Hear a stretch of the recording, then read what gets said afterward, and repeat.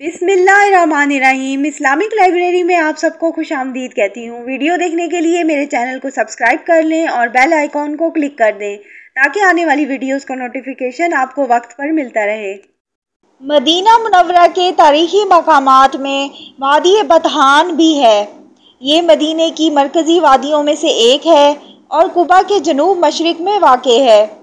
कुबा और बतहान के दरमियान ऐन ज़रका नामी चश्मा है जो मदीना मुनव्वरा का मरकज़ी चश्मा माना जाता है और कुबा के बिल्कुल करीब वाक़े है। इसको ऐन ज़रका के नाम से इसलिए मौसूम किया गया कि मदीने के गवर्नर मरवान बिन हुक्म ने इसकी तासीस कराई और इसके रुख को मदीने के इर्द गिर्द के इलाकों की तरफ मोड़ दिया। मरवान बिन हुक्म नीली आँखों वाला था, इसलिए उसे अज़ीरक के लक़ब से भी मुलक़्क़ब किया जाता था और इसी निस्बत से इस चश्मे को ऐन ज़रका नीला चश्मा कहा जाने लगा। ऐन ज़रका के अलावा इसे ऐन अज़रक भी कहा जाता था। ये एक शीरीं चश्मा है।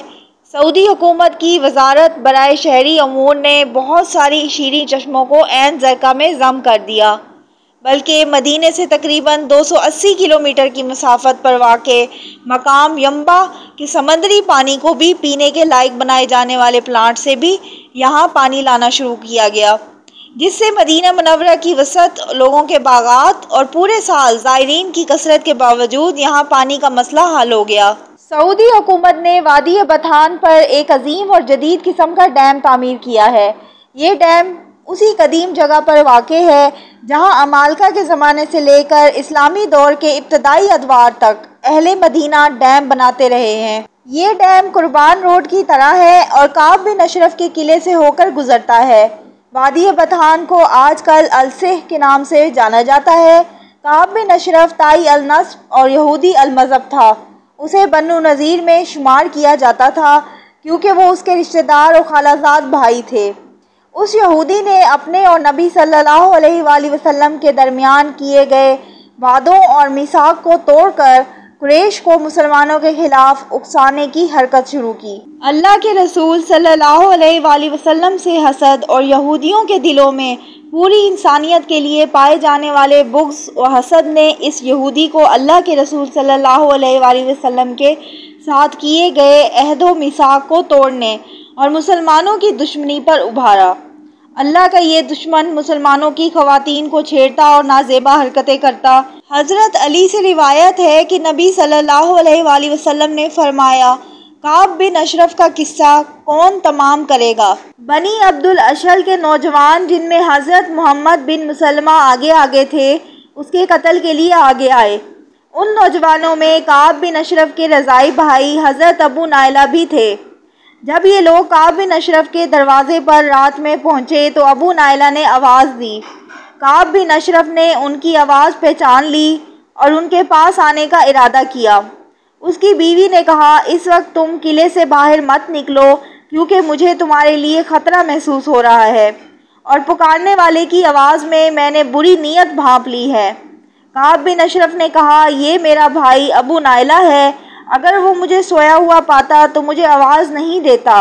लिहाजा वो अबू नाइला के पास आया। अबू नाइला ने कहा, काब, ये आदमी यानी मोहम्मद सल्लल्लाहु अलैहि वसल्लम जब से आया है तमाम अरबों ने हमें एक तीर से निशाना लगाया है, यहाँ तक कि हमारा माल ख़त्म हो गया है। लिहाजा हम ये चाहते हैं कि तुम हमें खाना कर्ज में दे दो। हम इसके लिए ऐसी चीज़ें गिरवी रखते हैं जो उनकी अदायगी के लिए काफ़ी हों। अल्लाह के दुश्मन काब ने कहा, मैंने तुमसे कहा था कि ऐसा तो तुम्हारे साथ होने ही वाला है।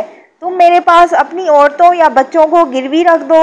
लोगों ने कहा, हम अपनी औरतों को तुम्हारे पास कैसे गिरवी रख सकते हैं? तुम अरब के सबसे खूबसूरत नौजवान हो, लोग हमारे बारे में क्या चहमुहियाँ करेंगे।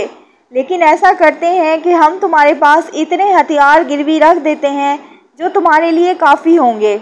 अबू नाइला ने हथियार गिरवी रखने की बात इसलिए की ताकि जब वो हथियारों के साथ काब बिन अशरफ के पास आएँ तो वो हथियारों की आवाज़ से ना चूके। अबू नाइला के सारे साथी मुसल्लह थे। अल्लाह के दुश्मन काब बिन अशरफ ने अबू नाइला की शर्त मान ली। चुनाचे वो उस किले के मगरिब में वाक़े वादी में ले गए और अपने हथियार लेकर आए और उससे बड़ी उनसियत के साथ गुफ्तगू करने लगे। ابو نائلہ نے کہا کعب میں تمہارے سر میں ایسی خوشبو محسوس کر رہا ہوں جسے میں نے کبھی نہیں سونگا۔ کعب نے کہا جی ہاں میرے پاس عرب کی عطر بیز عورتیں ہیں۔ ابو نائلہ نے کہا مجھے اپنے سر کی خوشبو سونگنے دو۔ اس نے انہیں سونگنے کی اجازت دی۔ اب ابو نائلہ کے تمام ساتھی اس کی خوشبو سونگنے لگے اور خوشبو کی تعریف کرنے لگے کہ اچانک ابو نائلہ نے اسے اپنے ہاتھوں میں جکڑ لیا اور اپنے ساتھیوں سے کہا مارو۔ چنانچہ بنو عبد الاشل کے نوجوانوں نے اپنی تلوار سے اس پر حملہ کیا، یہاں تک کہ قلعے کے دروازے اور وادی کے درمیان اللہ کا یہ دشمن ڈھیر ہو گیا۔ بھاری بھرکم پتھروں، تعمیر شدہ کمروں اور کشادہ میدانوں والا یہ قلعہ آج بھی کھنڈرات کی شکل میں موجود ہے۔ اس کا دروازہ اس چشمے کے پاس ہے جس سے اہل قلعہ پانی لیا کرتے تھے۔ یہ چشمہ جنوب سے قلعے کی دیواروں سے بالکل متصل ہے۔ قلعے کی لمبائی اور چوڑائی 33 میٹر ہے۔ اس کی دیواروں کی چوڑائی تقریباً 1 میٹر ہے۔ باقی بچی ہوئی دیواریں تقریباً 4 میٹر کے قریب اونچی ہیں۔ اس قلعے کی نگرانی کے لیے 4 بھاری بھرکم ٹاور بھی بنائے گئے تھے۔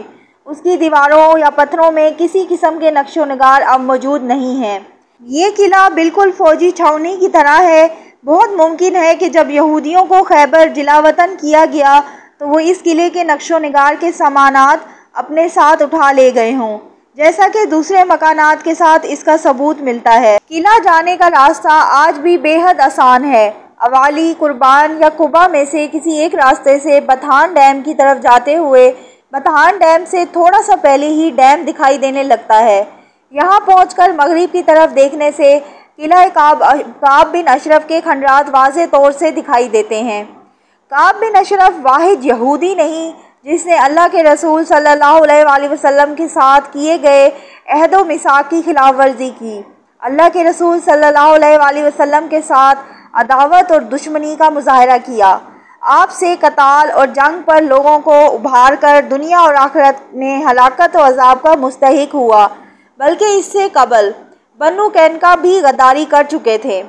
بنو قینقاع بتھان سے متصل جنوبی علاقے میں رہتے تھے۔ ان کا دعویٰ تھا کہ وہ حضرت داؤد علیہ السلام کی نسل سے تعلق رکھتے ہیں۔ اللہ کے رسول صلی اللہ علیہ وآلہ وسلم کو اللہ تعالیٰ نے بنو قینقاع پر مسلط کیا۔ آپ نے ان کا محاصرہ کیا، یہاں تک کہ انہوں نے خود سپردگی کر دی۔ اس کے بعد رئیس المنافقین عبداللہ بن ابی بن سلول نے ان کی سفارش کی، مگر اللہ کے رسول صلی اللہ علیہ وآلہ وسلم نے اس سے اعتراض کیا۔ وہ کہنے لگا یا رسول اللہ، یہ لوگ میرے حلیف ہیں اور مجھے ان کے جیسے 700 ڈھال والے افراد کہاں ملیں گے؟ اللہ کے رسول صلی اللہ علیہ وآلہ وسلم نے اس شرط کے ساتھ اس کی سفارش قبول کی کہ انہیں مدینے سے جلا وطن کر دیا جائے۔ چنانچہ انہیں مدینے سے جلا وطن کر دیا گیا۔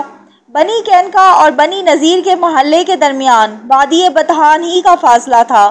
کعب بن اشرف کا وہ قلعہ جس کے بارے میں ہم گفتگو کر چکے ہیں، بنو نذیر کے محلے سے قریب پڑنے والا سب سے پہلا مکان تھا۔